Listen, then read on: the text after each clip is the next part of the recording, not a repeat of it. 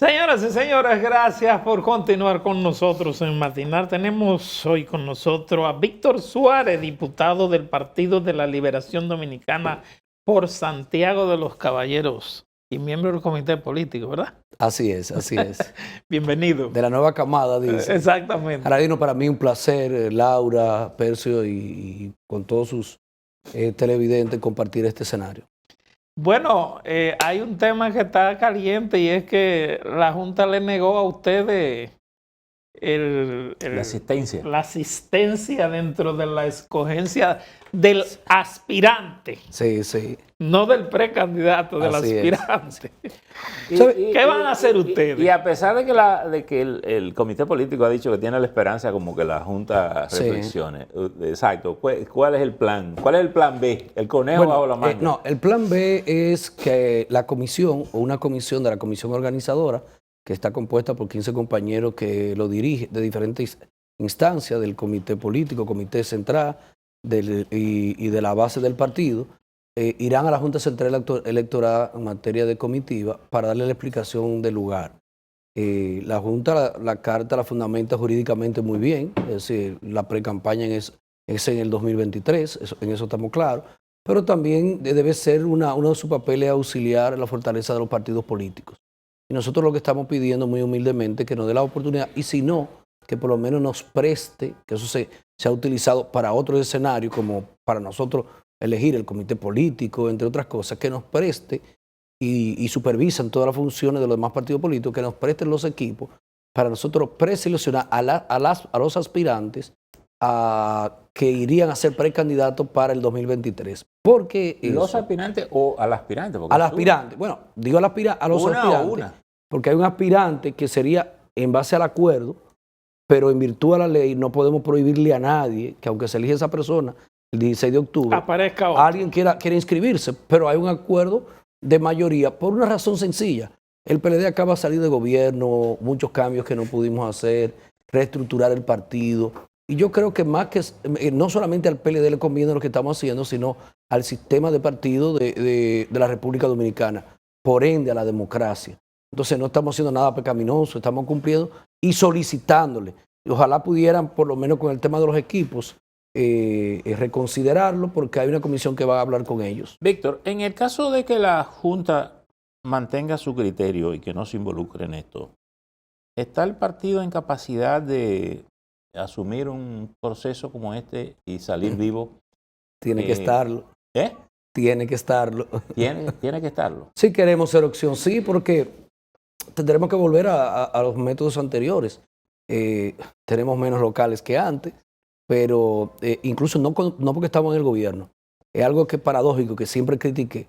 Nosotros en el gobierno perdimos la mayoría de los locales y cuando éramos oposición o cuando nunca habíamos llegado al Estado, nosotros en cada municipio había un local del Partido de la Liberación Dominicana. Pero eso es una característica de los partidos, cuando están en el gobierno no tienen local. Así es, no, y de todos. Y nos olvidamos muchas veces del arquitecto fuera del pueblo dominicano que nos llevó al gobierno. Siempre son los partidos y la fortaleza de los partidos políticos. Pero nosotros tendríamos que buscar entonces prestado, porque estamos hablando también con educación, que es muy probable que ellos quizás sí tengan algún tipo de apertura de prestarnos los colegios electorales, pero si no, tendríamos que buscar los locales donde los haya y clubes deportivos, unificar mesas electorales. En el comité político se tomó una decisión a iniciativa del presidente del partido, Danilo Medina, que decía que tiene que haber una garantía de jueces e instó a él, al secretario general, a varios secretarios con cartera, de que no se involucrara a apoyar a ninguno de los precandidatos, que aunque se mencionan los 3 principales, pero son 6, y hay incluso equidad de género en las aspiraciones, hay 8, 3 y 3, porque alguien debe ser el árbitro en este proceso, porque el PLD no aguanta otra ruptura, no aguanta más heridas, no aguanta más cuestionamientos. Una pregunta, Víctor, porque desde que se empezó a discutir este proceso de consulta, todo el mundo ha tenido dudas de cómo es que esto va a funcionar, porque tiene todas las características de una primaria, pero el PLD insiste en llamarle consulta.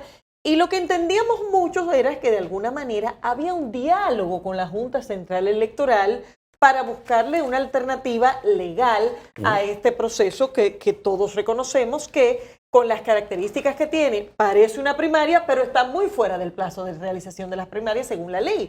Ese diálogo con la Junta, ¿no se ha dado, no ha habido un proceso fluido de discusión de las alternativas que pudiera tener el partido para este tema? Siempre la ha habido, siempre ha habido una comunicación con ellos. Recuérdate que incluso hicieron una resolución donde establecían cuáles procesos podíamos hacer y cuáles no, en términos básicamente de publicidad, que no fuera publicidad pagada.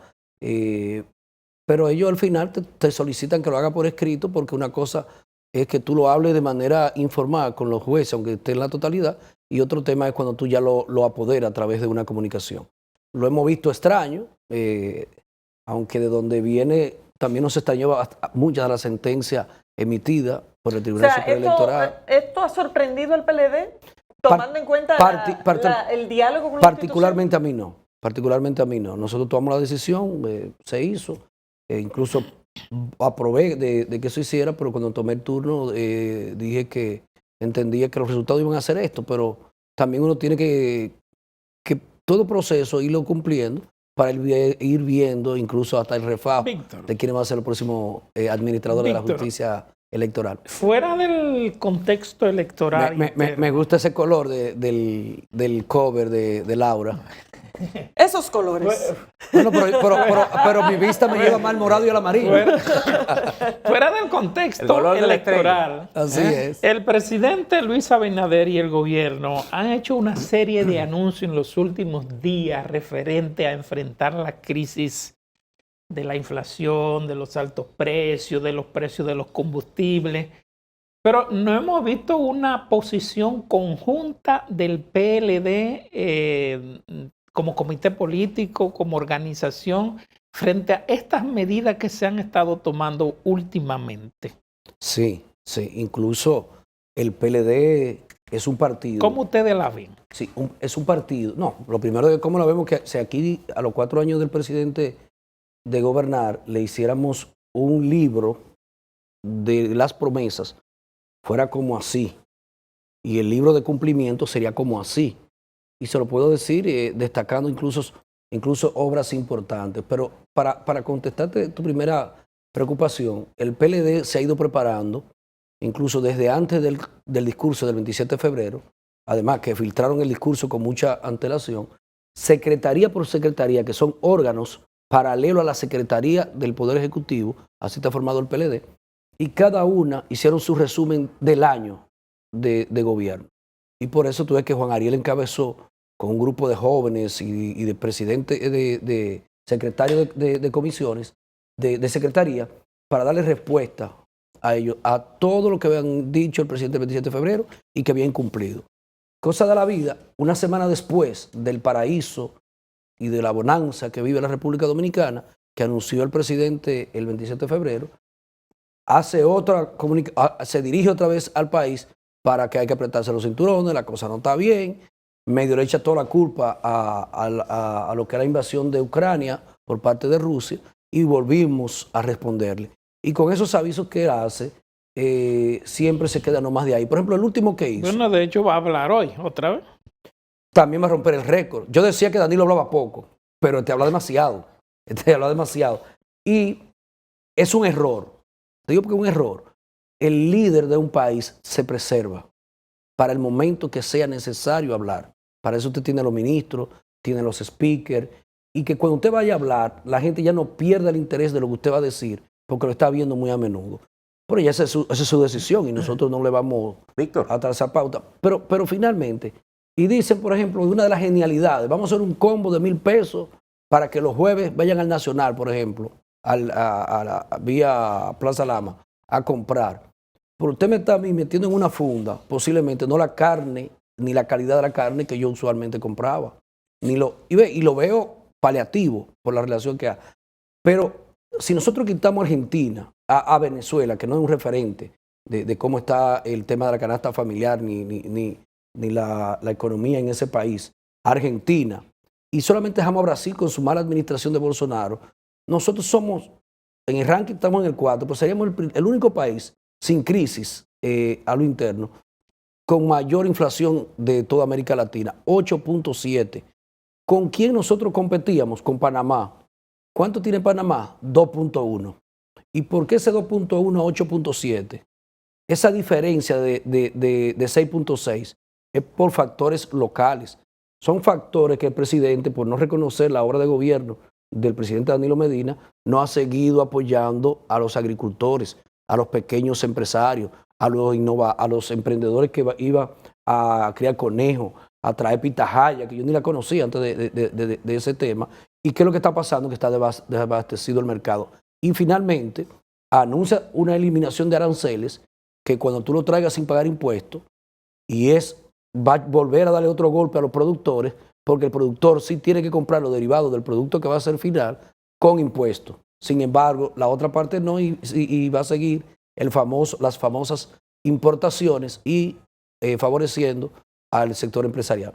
Víctor, el tema de las medidas para eliminar los aranceles de 67 subpartidas, donde ya, varios representantes del PLD han asumido la posición de que van a objetar este proyecto en la Cámara de Diputados. Pero, ¿cuál es tu opinión y si se ha pensado en alternativas que pudieran de alguna manera reorientar esta propuesta del gobierno en la Cámara de Diputados a generar algún tipo de política que no resulte tan nociva para los productores? Claro, lo que hemos dicho, y hay ya también en el partido una comisión de técnicos trabajando en la materia, que estamos de acuerdo que se pueda reducir hasta eliminar por un tiempo definido. No somos oposición porque sí. Cuando nos oponemos a algo, hacemos una propuesta. Que sean los que menos golpeen a los productores de esos aranceles que se quieran eliminar.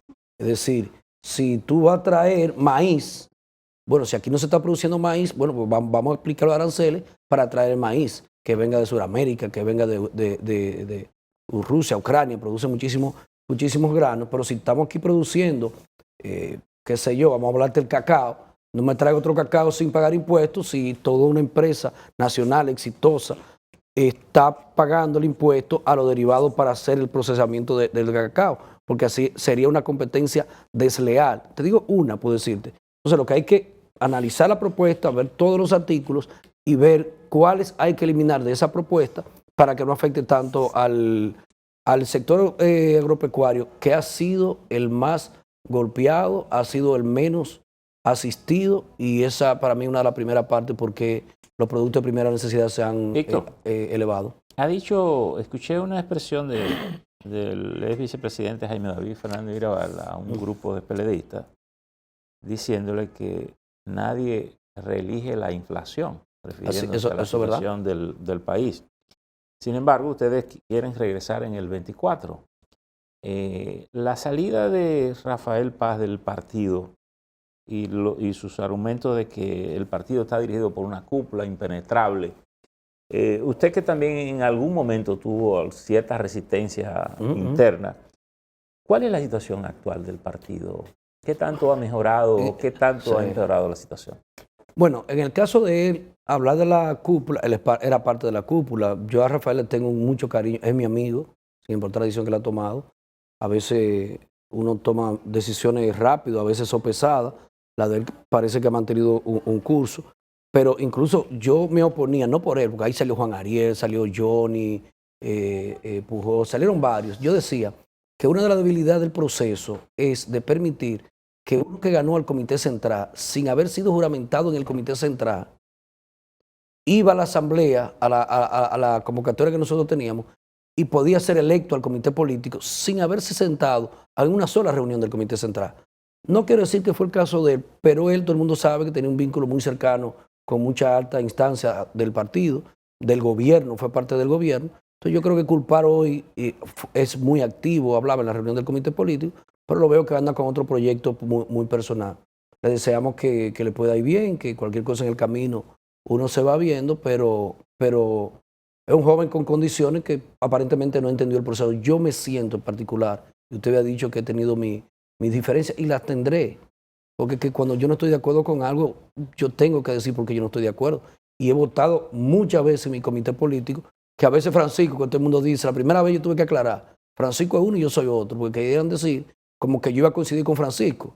Y bueno, porque hay mucho de Danilo, aquí hay de Jaime. Ahora, mi posición personal, yo he votado muchas veces en posiciones que Francisco está de acuerdo, pero yo no estoy de acuerdo. Entonces, yo creo que eso es parte de la democracia de un país interna, Víctor, pero vamos a hablar de reforma constitucional. vamos a llegar ahí. Pero creo que el partido va bien encauzado de cara a volver el 24. Parece. No por la de Jaime David. Sí. ¿Por qué?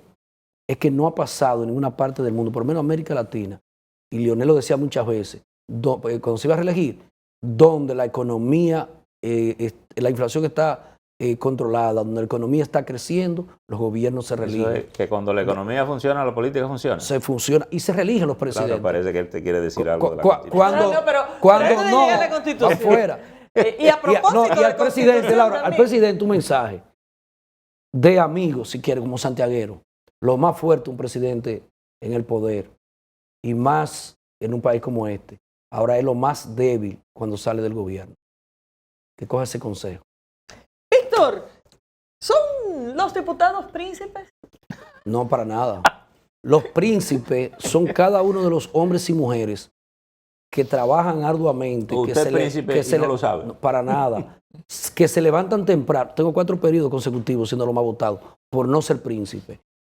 Porque ese pueblo que nos da la facultad de elegirnos a una posición que sí es privilegiada, la posición, porque ser congresista en cualquier parte del mundo es un privilegio para servirle. ¿Cómo se trata este tema de esas declaraciones del diputado Cedeño de la Romana en el hemiciclo?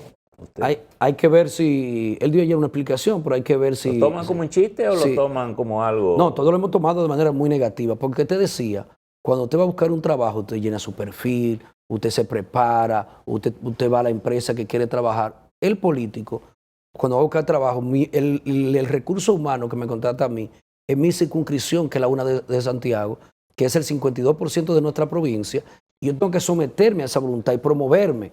Entonces, cuando ellos me eligen, yo soy su servidor. Es decir, yo soy el que tengo, cuando ustedes ven que hay un club Mambuche en Gurabo, que hay un bajo techo, que hay un centro de salud, que yo llevo un operativo, que yo promuevo un proyecto de ley que le beneficia a ellos, ese es mi papel. Los príncipes, que no estoy de acuerdo, aunque respeto las monarquías, que no estoy de acuerdo porque con el simple hecho de usted nacer, usted tiene una sangre superior al otro, yo no estoy de acuerdo en eso y mucho menos dije que un diputado es un príncipe. Eso para nada lo comparto. ¿Pero qué tipo de reacción debería haber a nivel de la Cámara de Diputados? Porque este es un tema, la Cámara es muy sensible respecto a las posiciones de los medios, sobre todo cuando son posiciones críticas. Sin embargo, este tipo de actitudes lo que parecen es invitar precisamente a que haya preocupación y posiciones críticas respecto a una actitud que sencillamente es incomprensible. Sí, lo que pasa es que sus posiciones y hasta desafiantes. Sus posiciones no fueron como un vocero de la Cámara, fue una posición muy personal. Pero hay comisiones allá que nosotros pudiéramos abrir algún tipo de interrogatorio contra él, que dé la explicación del lugar, porque evidentemente afecta la imagen de la institución. Una vez yo dije, cuando Abel Martínez era presidente, yo le dije que hay que cambiar la imagen de la Cámara, y no le gustó. Pero yo decía, no es con usted, es porque es 190 hombres y mujeres tomando decisiones y acciones que con una que se cometa mal, algo que yo diga mal aquí, ya afecta a la Cámara de Diputados y afecta a los demás. Pero pudiera haber algún tipo de investigación en ese sentido. Bueno, y no podemos dejar de hablar de la reforma constitucional. A propósito de que el PLD se ha retirado de la mesa de discusión en el Consejo Económico y Social, ¿en qué punto deja eso este intento de reforma? Lo primero es que este gobierno ha desvirtuado lo que es el CES y las funciones del CES. Y hay que decir que el gobierno ha decidido posponer la discusión y los partidos han vuelto a la mesa. Sí. Con la amenaza de que si se trae el tema se retiraría. Es un cuerpo extraño el proceso. Es decir, ¿qué tema tiene el CES que conocer con relación a una reforma constitucional? Y me preocupa porque el CES está creado desde el 2010 a través de la Constitución de la República y nunca ha tratado de intervenir también en lo que son las funciones de un Congreso de la República. Leonel en el 2010, que lo vimos bien, llevó una consulta nacional a todas las comunidades. Al final puso la mayoría de las cosas que se aprobó, pero hubo una que metió por debajo de la mesa, que fue una reelección y no más para poderse habilitar, y habilitó a Hipólito también. Pero fue buena, fue importante. la reforma constitucional nosotros no podemos estar de acuerdo, primero que se discute en el CES. Segundo, no estamos de acuerdo porque el presidente ha dicho que tiene un ministerio público independiente. Bueno, luego él dice que cuando se vaya quiere dejar, pero está tratando de mantenerse en función de reelegirse y su partido modificó los estatutos para ello. Entonces, si tenemos que ponernos de acuerdo, ¿es independiente o no el ministerio público? Entonces, ¿para qué la reforma? Ahora, si tú analizas la propuesta de la reforma, el Consejo Nacional de la Magistratura va a tener poder para cambiar jueces para cambiar titulares de corte. Cada 2 años el Tribunal Constitucional, o 3, es la discusión, que podrían cambiar la regla ya establecida, pero lo peor aún es que él, mientras se apruebe la ley que va a regir la aprobación de la Constitución de la República, que se desprende de esa modificación, él podría nombrar un procurador general por 6 años. Entonces, como si a usted le queda 2 años, ya usted quiere tener un procurador por 6, pero también de los 16 procuradores adjuntos, la Constitución, ese tema lo trabajé yo en el Poder Judicial, reconocíamos que 8 son de carrera, de los que están ahí, incluyendo de viejos, nuevos, de carrera, y 8 que fuera facultad del presidente de la República, que pudieran ser profesores en derecho, abogados en ejercicio, jueces que si quisieran pasar. Sin embargo, si se aprueba eso, él puede quitar los 16 que hay y nombrar los nuevos 16. Entonces es una contrarreforma al Ministerio Público que la instauramos nosotros en el 2004, donde hoy ustedes ven que eso que nosotros formamos con España, con países suramericanos, son los que nos están persiguiendo a nosotros, porque no tienen compromiso político con nosotros, tienen un compromiso con su carrera y con el ejercicio de sus funciones. Entonces no estamos de acuerdo, nos vamos a oponer. Además, cuando usted tiene un accidente de tránsito y lo lleva por emergencia, lo primero que tratan de ver cuál es la necesidad principal del paciente. Bueno, tiene una rotura en el cráneo. Bueno, pues vamos a trabajar la rotura en el cráneo y dejemos la muñeca para más tarde. Yo creo que aquí hay temas muy necesarios a la economía, al país, lo que más le duele al ser humano. Decía el Ministerio de Industria y Comercio, y le voy a coger la palabra a ellos, que hay un aumento del 30% en la canasta familiar, dicen ellos. Yo pudiera decir como oposición que de un 50%. Pero vamos a coger el 30%. ¿Qué relación hay de ese 30% con el salario mínimo que estamos viviendo?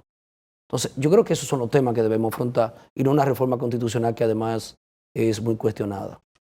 Víctor. Bien. Placer Señores, hablar con usted. así es, Gracias. despedimos a Víctor Suárez, Para mí un diputado placer. del Partido de la Liberación Dominicana por Ustedes nos mandan Santiago. saludos a Francisco Domínguez Brito conmigo. Un saludo especial para él. Un claro que abrazo, sí. doctor. Gracias, Víctor, por haber estado con Así es, nosotros. gracias a ustedes. Señores, llegamos al final de esta entrega. Gracias por la sintonía. Nos vemos mañana.